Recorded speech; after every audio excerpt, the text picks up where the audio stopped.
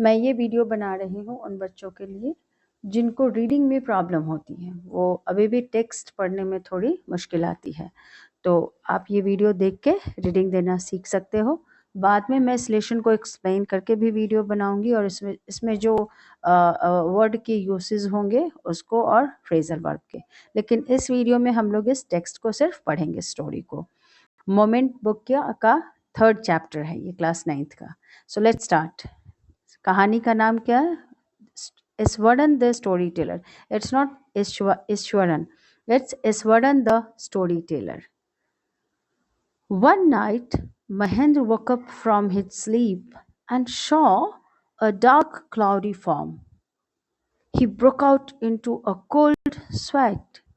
Was it a ghost? अब यहाँ से कहानी शुरू होती है। The story was narrated. The story was narrated to Ganesh by a young man whose name was Mahendra by name. He was a junior supervisor in a firm which offered on hire supervisors at various types of construction sites, factories, bridges, dams, and so on.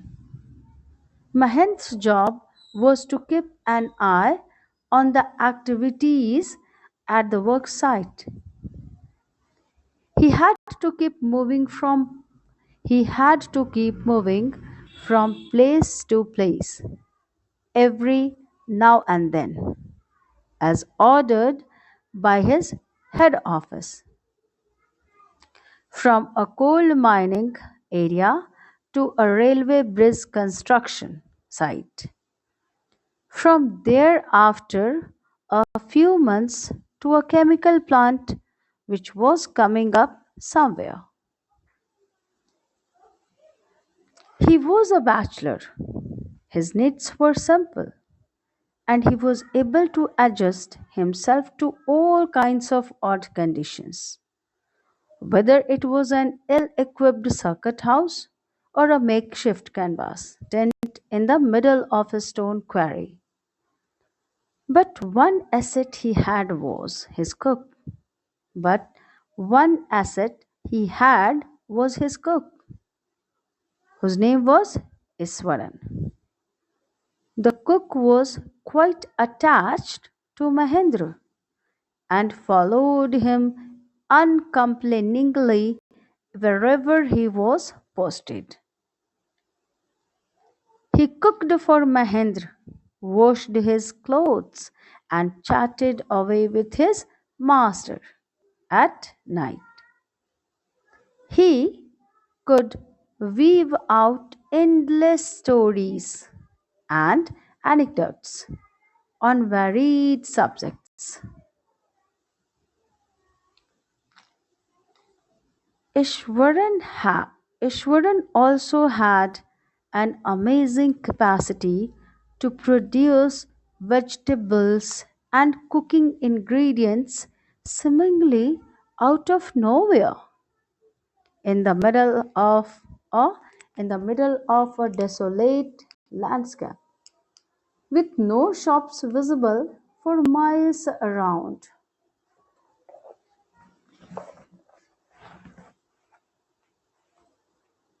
He would, wait a minute, he would miraculously conjure up the most delicious dishes made with fresh vegetables within an hour of arriving at the zinc sheet shelter at the new workplace. Mahendra would be up early in the morning and leave for work after breakfast, carrying some prepared food with him. Meanwhile, Ishwaran would tidy up the shed, wash the clothes, and have a leisurely bath, pouring several buckets of water over his head, muttering a prayer all the while. It would be lunchtime by then. After eating, he would read for a while before dozing off. The book was usually some popular Tamil thriller running to hundreds of pages. Its imaginative descriptions and narrative flourishes would hold Iswaran in thrall.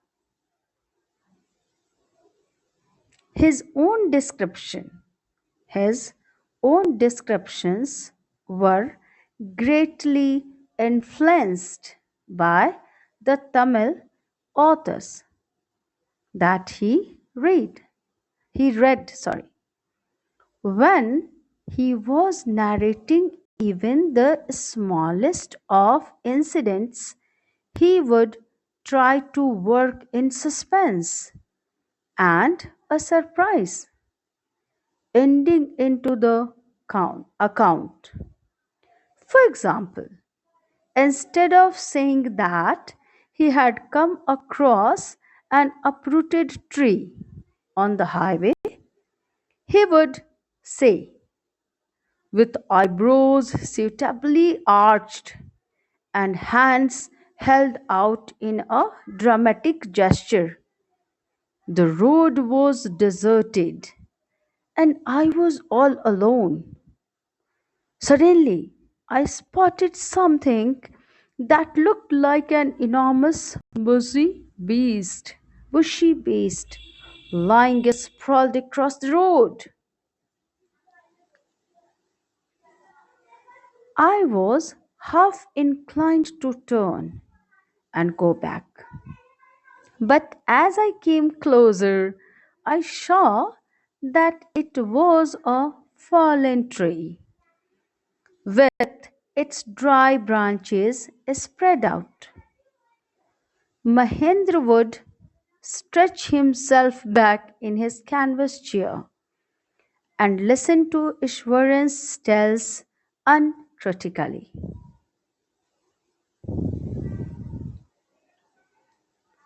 The place I come from is famous for timber.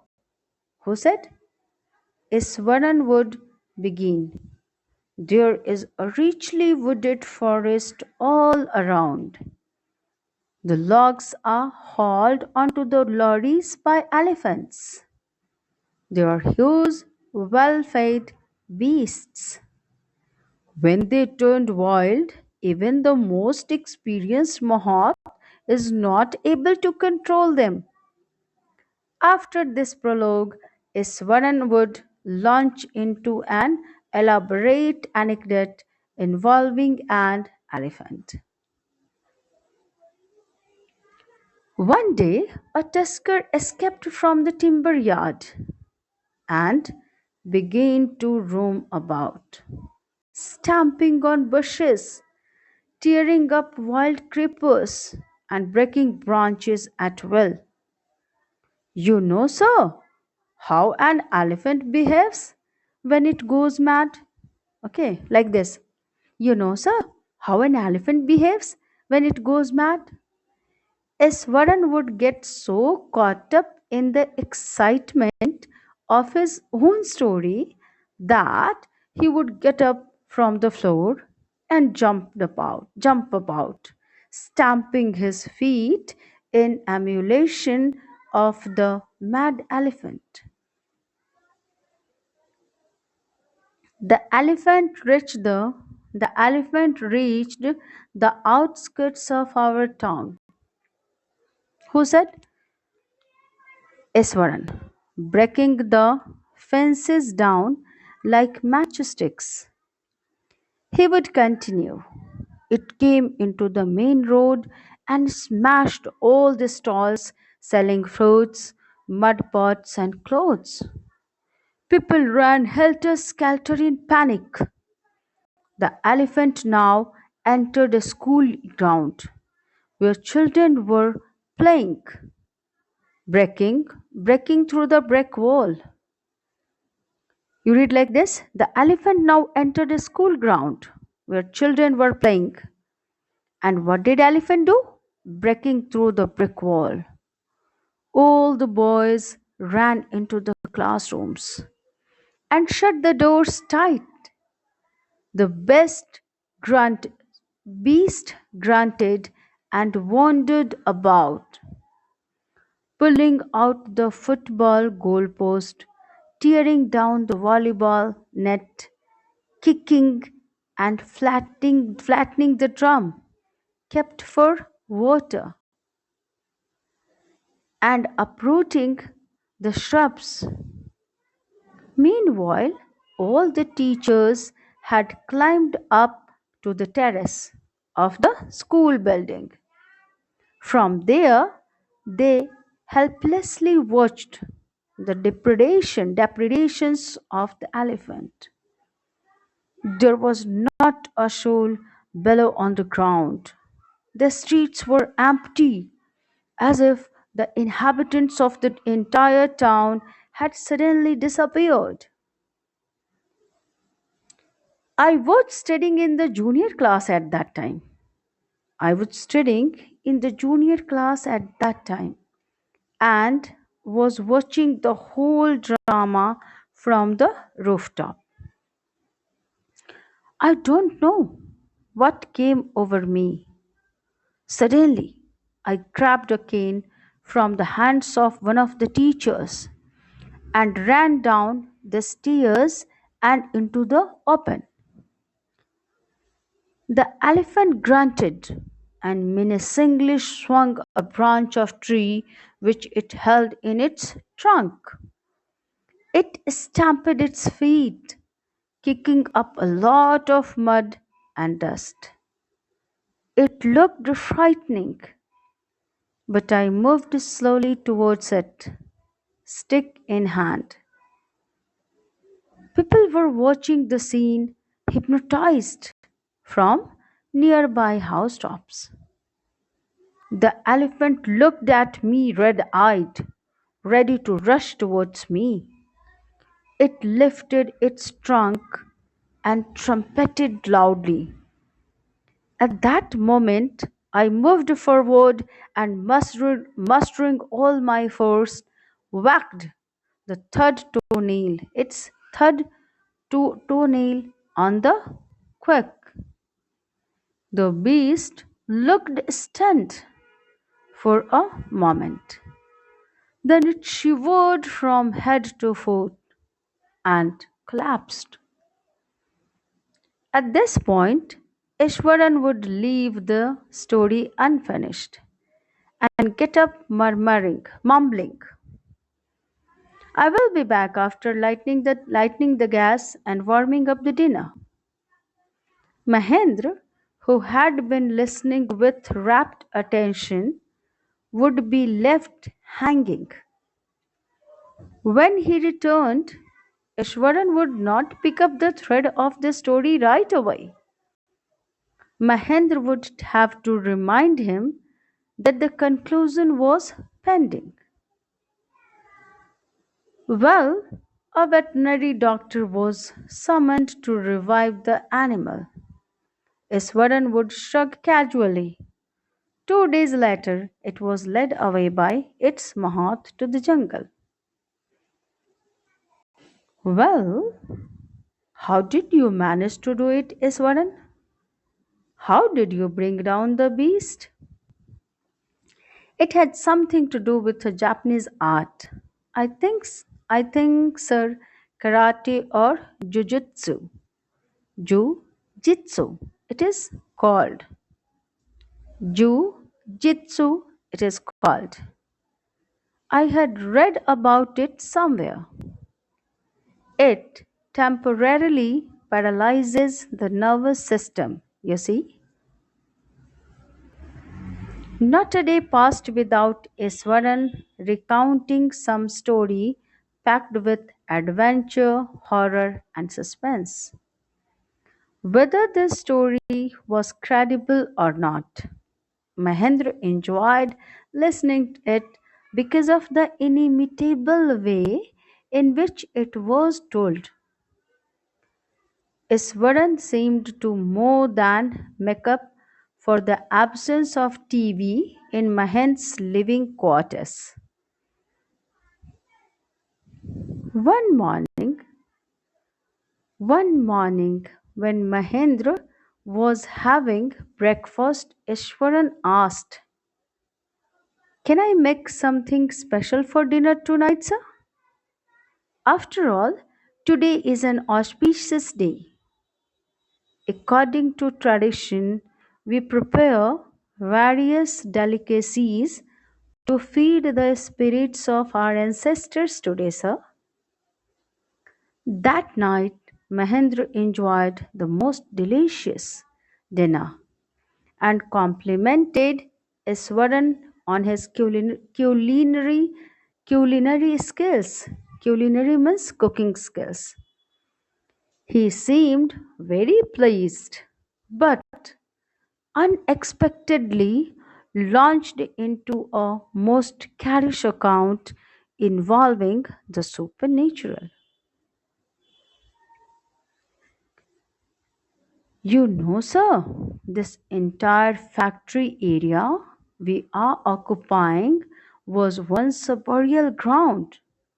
He started. Mahendra was jerked out of the pleasant reverie he had drifted into after the satisfying meal. I knew on the first day itself when I saw a human skull lying on the path.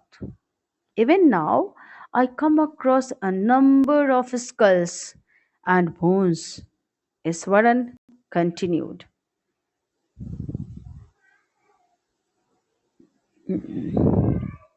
He went on to narrate. He went on to narrate how he sometimes saw ghosts at night. "I'm not easily frightened by these things, sir. I'm a brave fellow." Who said? Iswaran. "But one horrible ghost of a woman which appears off and on at midnight during the full moon. It is an ugly creature with matted hair and a shriveled face, like a skeleton holding a fetus in its arms." Mahendra shivered at the description. Shivered at the description and interrupted rather sharply. "You are crazy, Iswaran. There are no such things as ghosts or spirits. It is all a figment of your imagination. Get your digestive system examined, and maybe your head as well. You are talking nonsense." He left the room and retired for the night, expecting Ishwaran to sulk for a couple of days. But the next morning he was surprised to find the cook as cheerful and talkative as ever. From that day on, Mahendra, for all his brave talk, went to bed with a certain unease. Every night he peered into the darkness outside through the window next to his bed, trying to make sure that there was no movement of dark shapes in the vicinity. But he could only see a sea of darkness with the twinkling lights of the factory miles away. He had always liked to admire the milk white landscape on full moon nights. But after hearing a Swaran story of the female ghost, he avoided looking out of his window altogether when the moon was full. One night, Mahendra was woken up from his sleep by a low moan close to his window. At first he put it down. At first he put it down to a cat prowling around for mice. But the sound was too guttural for a cat. He resisted the curiosity to look out lest he should behold a sight which would stop his heart. But the wailing became louder and less feline. He could not resist the temptation anymore. Lowering himself to the level of the window sill, he looked out at the white sheet of moonlight outside. There, not too far away, was a dark, cloudy form clutching a bundle. Mahendra broke into a cold sweat and fell back on the pillow, panting.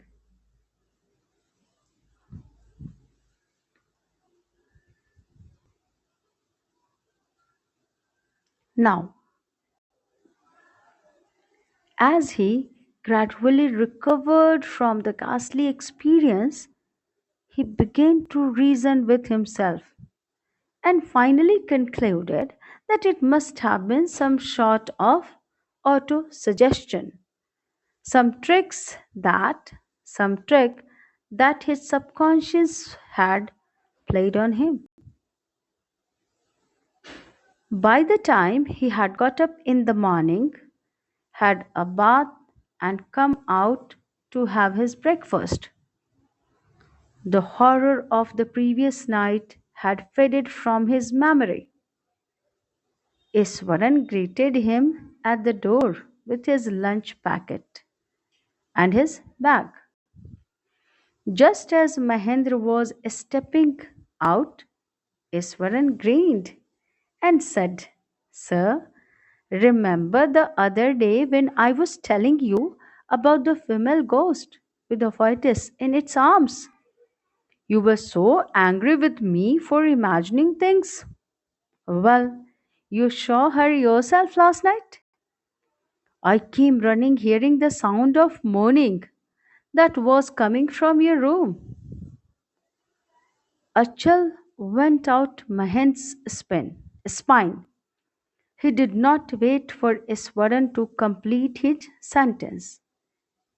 He hurried away to his office and handed in his papers, resolving to leave the haunted place the very next day.